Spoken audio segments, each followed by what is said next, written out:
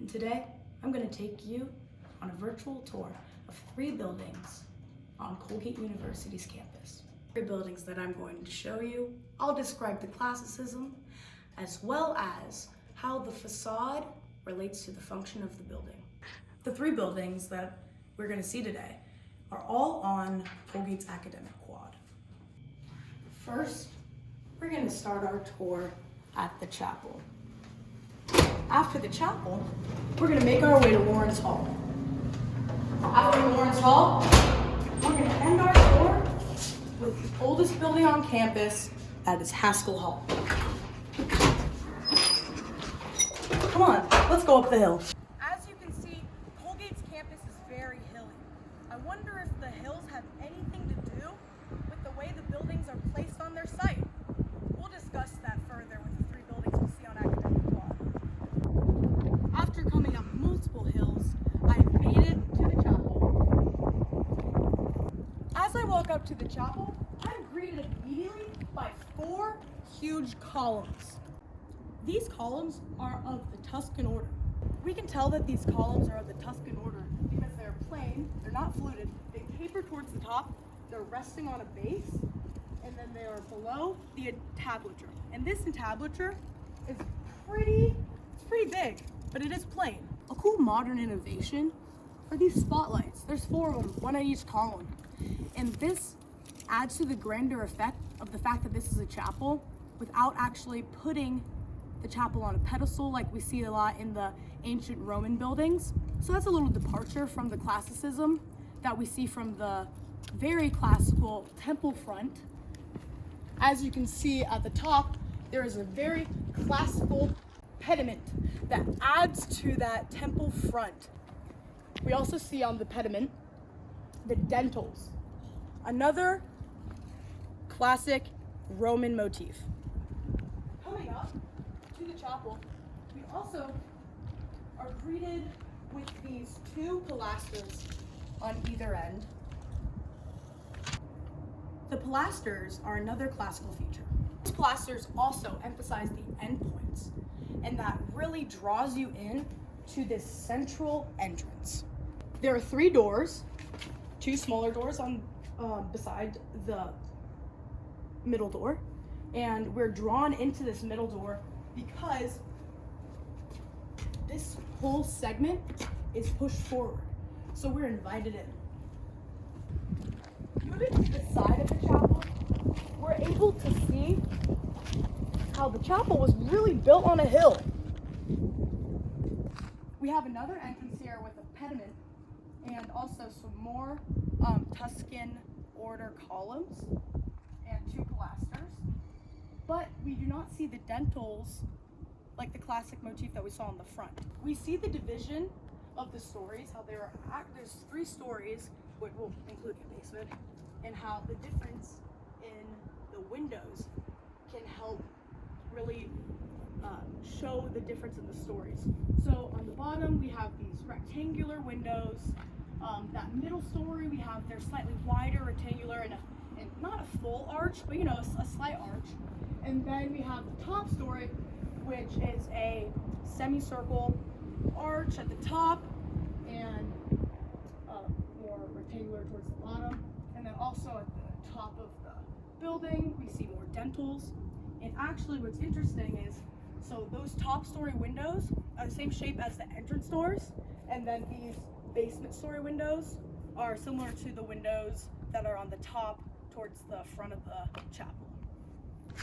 Coming a little bit closer, we see the stone. This is the material that was used to build it.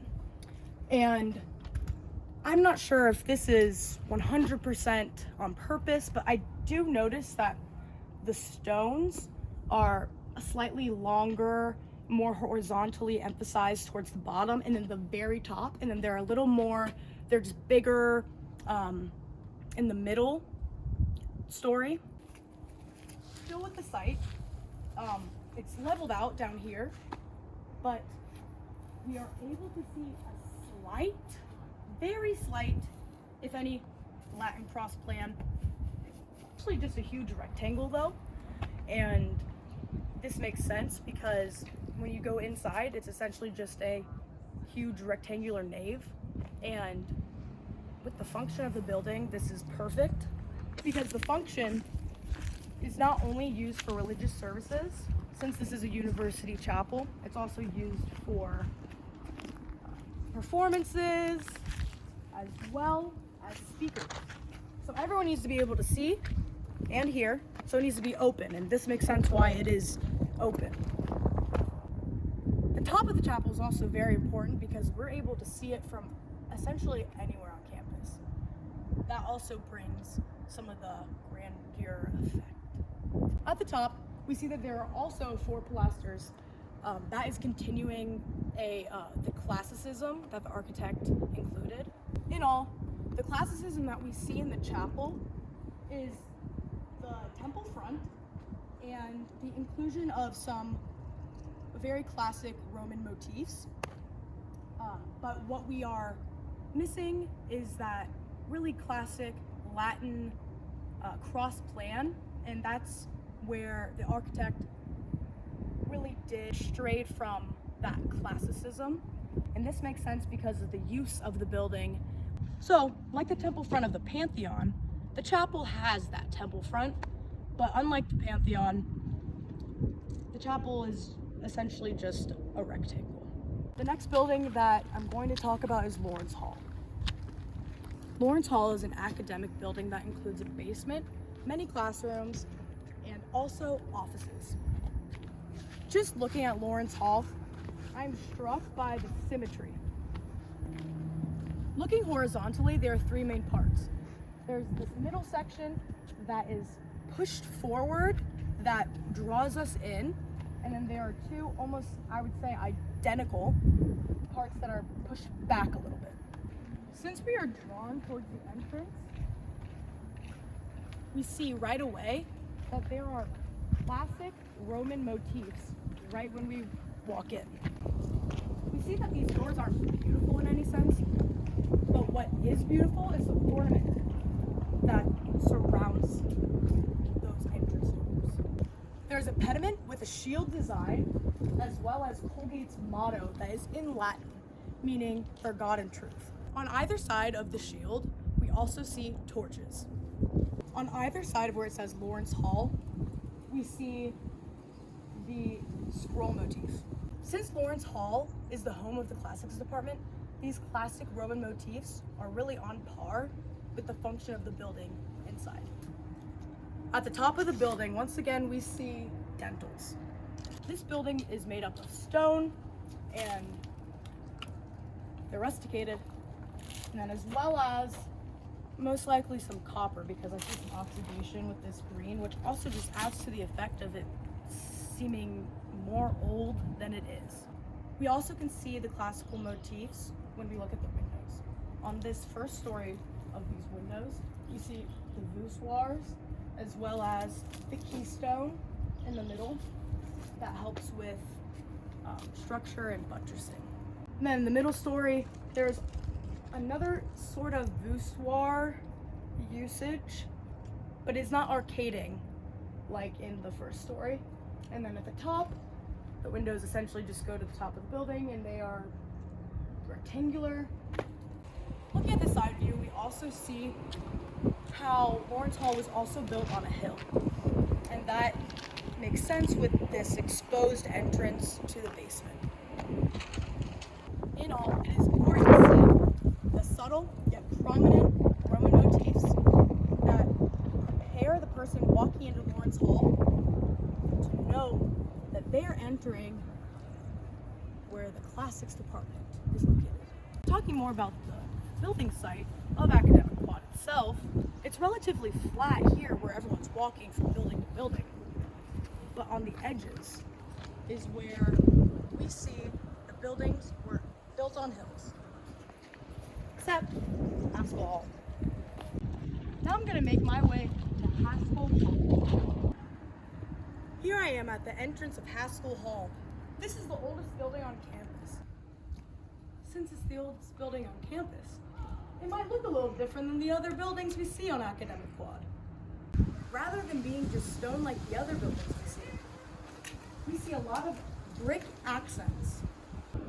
The arcading above the entrance and the arcading above the windows also really emphasizes the use of brick. There's a slight departure from normal classicism that we see with the architecture in the Roman buildings. Rather than having the keystones at the top of the arches, on this building it seems to have those supporting keystones right at the base of that arch and then going down into the rest of the window. At the very top, one of my favorite features of this building is that triangle that's accented because of the brick. We also see how the bricks are laid in a herringbone pattern. The herringbone pattern is used for structural support, and we see that a lot in the classic buildings in Rome.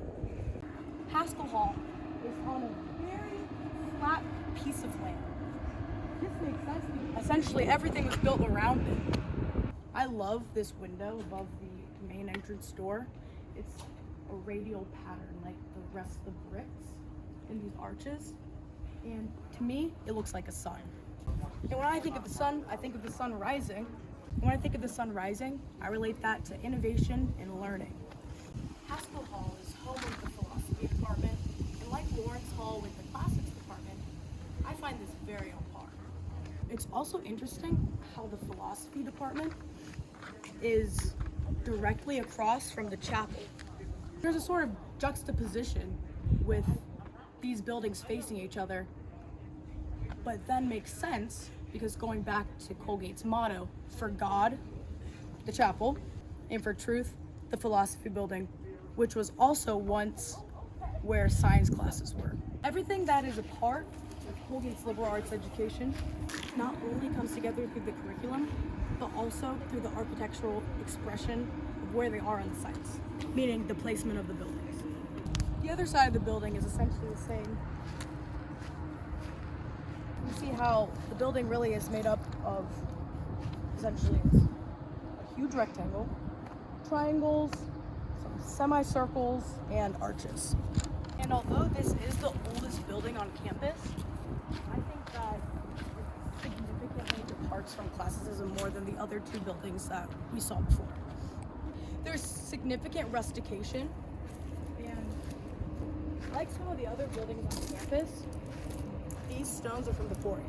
Although there is another academic building, Olin Hall, right there, I find that the philosophy building and the chapel are really those endpoints of academic quad. I hope you enjoyed this tour of 3 of the buildings on academic quad, which included Haskell Hall, Lawrence Hall, and the chapel. Thank you.